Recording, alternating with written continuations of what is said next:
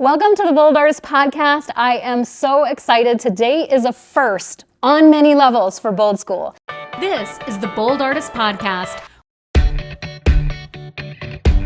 You have answers and you're expressing them in your art. Your art is important and it needs to be seen. Welcome, and let's get started with today's episode.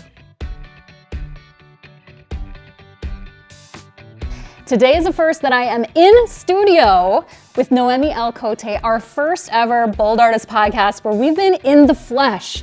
As you all know, all of you fans and followers who follow the show, you know that most of our interviews are done virtually, but today we're in studio. And not only that, but Noemi has flown across the country of Canada to join Bold School in launching something really special that we're going to tell you about in just a minute. So welcome to the show, Noemi. Thank you so much. I'm so happy to be here. You have been a delight to spend the week with. You've been in Kelowna with Charla and I and Bold School and a film crew, and we have been filming a great big surprise for Bold School. Shall we reveal it to the audience? Yes, we should. So we are launching here at Bold School a new medium, a new subject matter, and a brand new technique through the expertise of Noémie El Cote, and it is bold color landscape in oil. Yes. You can see some of her work displayed right here behind us, and not only that, but she's going to take you step by step through painting several classes. We're not just one class, not just one boot camp class through Bold School, but we've got several classes where Noemi's going to reveal every step of the way to help our students become not only better painters, but develop the eye for landscape. Tell us more. Tell us everything that your class is going to bring to Bold School. Oh, fantastic. So Bold School, obviously, it's bold colors. All the Bold Schoolers, as you call them, learn a lot about color theories, the techniques, how to paint with bold colors, portraits, but bringing landscape is a different element, right? So now I teach how to be very creative in the way you see a reference photo. So you take photos, a landscape. Everybody has beautiful photos of landscape. You have good memories of where you've gone for vacation, the cottage view, etc.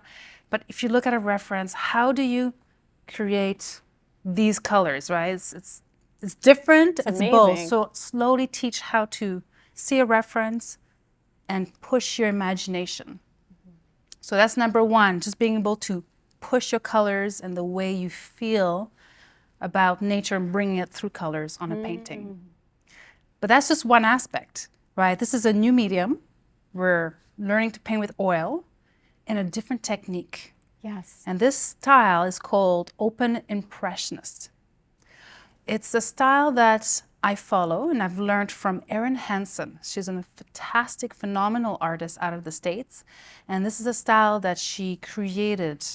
And I follow, right, the technique and the style. My technique is slightly different, but overall, the brush strokes, the use of color, the Alla Prima, which is not layering. So a lot of times with acrylics, we paint over and over to create the color. So you're kind of correcting as you're painting. You really have to think, what are my colors?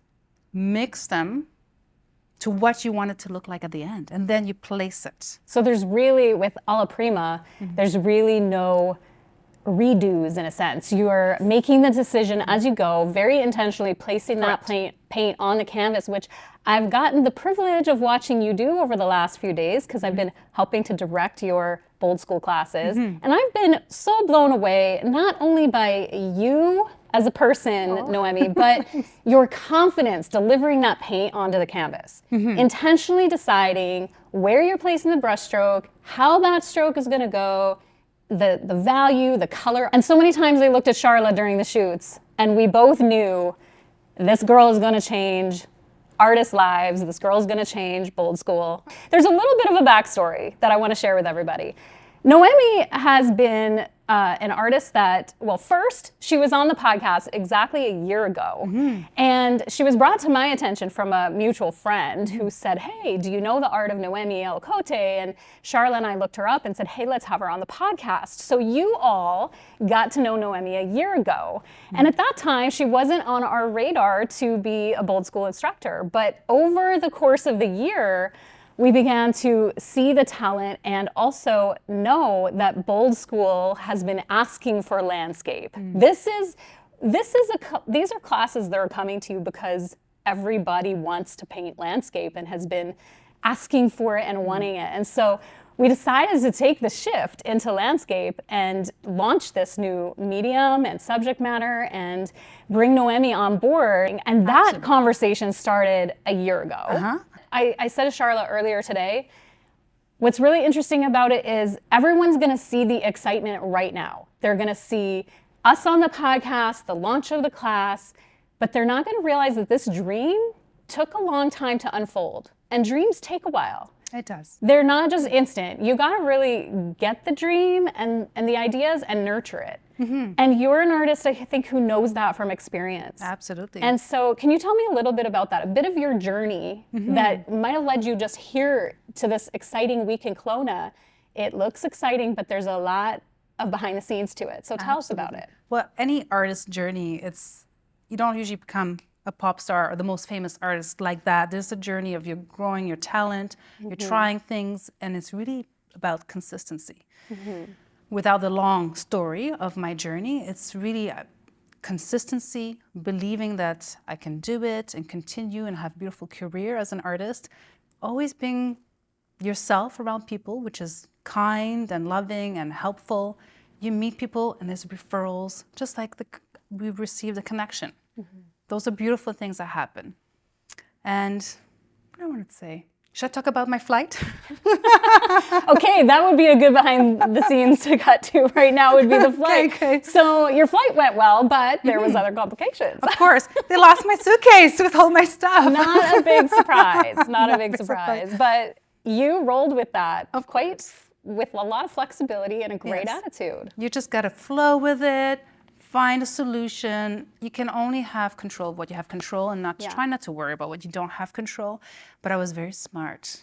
On my carry-on, I had all my art supplies that I knew I needed. That was more important than clothes. And I did have a couple outfits, which was helpful. But suitcase did arrive a little later, which is all good. But we were so thankful that you had the foresight to put all your art supplies in the carry-on. We had kind of planned it that way ahead of time because luggage and lost luggage is such an issue these days. But one of the things that you mentioned when you got off the flight is that they were asking for volunteers to check their carry-ons underneath, and you were like, no ways, unless you make me. So you clung to that carry-on, and which allowed us to actually be able to film the classes without purchasing all brand new supplies. And so what has your experience been like filming the Bold School classes? It's been so fantastic. Honestly, the crew is amazing, everyone behind here. Yes. Charla, just phenomenal. I didn't know what to expect because I haven't experienced this before. It's been top-notch professional and easygoing. I'm working with you. How fantastic is that? You guys are so calm, happy, positive, just happy people. And it's just been really smooth. It feels the same. We have just loved having you and what you're bringing to the school. But I feel like the best is yet to come because we've done filming.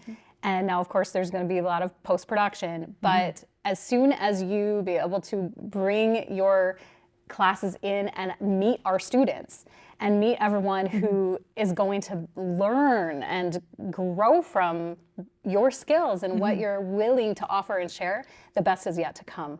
So that's really exciting. Very exciting. When we were standing in the hotel lobby, you had just received your suitcase. Yes. We were standing there saying good night for that night before we come back to the film studio the next morning. And you started to open up a little bit about your own journey. And you said that the way that you've really related to your journey as an artist has been dark to light. Ah, yes. And Charla and I walked out of the lobby and we were like, wow, we have tingles that just spoke to us on a deeper level. I was wondering if you could just share a little bit about that, what that means of having an experience as an artist from dark to light. And I think I know it's the whole journey as in my life. It's not just the artist part, but the dark moments, the hard moments throughout my life. A lot happened in my childhood, a lot of change where I lived, some depression, etc. A lot of dark long moments through my life. And somehow I was able to continue, and I've always had joy, happiness, although they were hard and more in the shadow in those moments, but I've finally been able to walk through it, surpass it, and I just have so much happiness, so much positivity with life overall, and I just want to bring that out through my art. Did you feel that art helped you make those steps from the darkness into the light? And Absolutely. What was that about the art that helped that part of the journey? Let me think. I think some hard times were the beginning of high school through high school.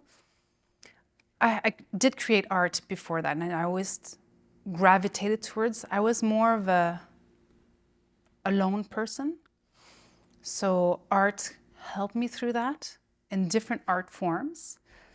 And I finally went to fine arts high school where I just exploded. Art really was my thing. I flowered. To have different mediums, ceramics, photography, painting, etching, a whole bunch of things. And I just really, my personality bloomed. I was myself. I didn't have to shy. I was always uncomfortable with myself. I always felt less than others, not worthy enough to shine. So it's really a worthy thing, feeling worthy enough. And I finally found art as a way to express myself, where I fit, where I was good, and had so much fun to play with different mediums. So art was really a way to get me out of the dark. And it's also a really literal picture, because as I've gotten to watch you paint all week, you really use the light in your paintings. You really use the light to speak your message. I think that that's going to be a real treasure that the students find inside of your classes, that as they take the classes, they're not only going to be gaining skill, but there's this little part of Noémie that you're encouraging them, and you're slipping in these little moments, building confidence. Yeah. I remember one line you said, I think it was during a take yesterday, where you said that it's okay to be wrong. You put a stroke down and maybe it wasn't where you wanted it, but rather than being down on yourself, you just said it's okay to be wrong. It's okay to Happens all the make a time. mistake. And Charla and I talk about that a lot on the podcast, on the Bold Artist podcast. We talk about learning from our mistakes, letting them make a difference, the growth that it takes, not only as a human, but as an artist, to be able to step out and be vulnerable and make mistakes. And you're demonstrating that. And look how far you've come. You've come so far, and now you're here on the other side of Canada. You have a family on the other side of Canada, and they're very supportive. They're very Yes. supportive. I know my daughter's the one missing me the most. My youngest daughter. She'll not go when I get home. Well, she'll see this, and thank you for sharing your mom with us. I have a good group of family and friends. Honestly, it's amazing the support that I have, because it's not the easiest journey, but they all see my passion. They all believe in me, and they're all supporting me. I can't say everybody has that, right? Yes. So I'm lucky that I do have that. Very, very lucky that I do. You were saying in my classes, I mention positive things, and it's okay to have an error. I also mention it's important, be kind to yourself. Because when you're learning something new, especially when you're following an instructor, you're not mixing the same color, it's not exact, it's stressful. It can be stressful, and you're like, oh, I'm doing it wrong. Oh no, it's going too fast. Don't worry about it.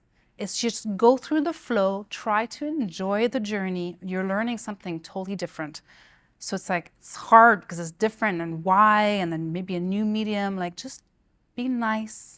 Say nice things, positive, towards yourself and your mind, and just be kind and just enjoy it as much as you can, because it's about the journey. It's not just the final painting, right? Because it brings something to you when you create art. It's either meditative or just makes you happy. It just nourishes something in you.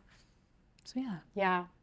I definitely noticed it when you said those encouraging remarks, and I loved every second of it. I just thought, oh, the students are going to get so much out of this, not only in skill, but in the wholeheartedness of being an artist. Let's circle back around a minute to the skill, though. Okay. Your open impressionism, the style that you follow and do in your own artwork. Yeah. Tell me about this technique that's letting a little bit of a background color show through. It's something that our students at Bold School aren't entirely familiar with in the school itself. Like, you will be the first to present this kind of technique. we're used to layering, we're used to acrylics, and so you're introducing oils and this technique of showing the background through. Yes, So having tell fun me a with little that. bit about that. What is that all about? Okay, well, typically I think in Bold School, you're encouraged to cover the canvas, to ground it with a color. So it's a similar idea, but it's with an oil color that is there's different colors. I tend to use magenta, which is kind of a hot pink, or orange, sometimes a viridian hue, it's kind of bluish green. I rub it on, I rub it off, okay? And that just grounds the canvas with a pop of color that you want. When you mix your final paints, you mix them with oils and then you apply them. So part of this technique is you apply and you leave a little space between the next brush strokes, leaving a little space. So you want to leave little specks of the undercolor to come through. And it gives a little bit of like a backlit color, as if there's a little light behind the canvas, a little pop of hot pink, a little pop of shiny blue. And that just gives a nice color everywhere that you have. And brings cohesiveness Cohesive, to the yes. piece. It can add to the mood. Let's say you have a cool winter scene, well, bring some pinks. It adds a little bit of color without saying, hey, there's pink. It's there, but it's not screaming. It's subtle, but it adds a little something to it. Yes, I really enjoyed seeing that part of your process, and I know that everyone in the school and any of you who are curious about Bold School, make sure to get on our newsletter list. Make sure to go to boldschool.com and find out what we're all about. There's new newsletters every week, and you can even get inside the school and check it out. There are so many classes. We've got portraits and now landscape, which is so exciting. Thank you, Noemi El Cote. Very welcome. Thank you.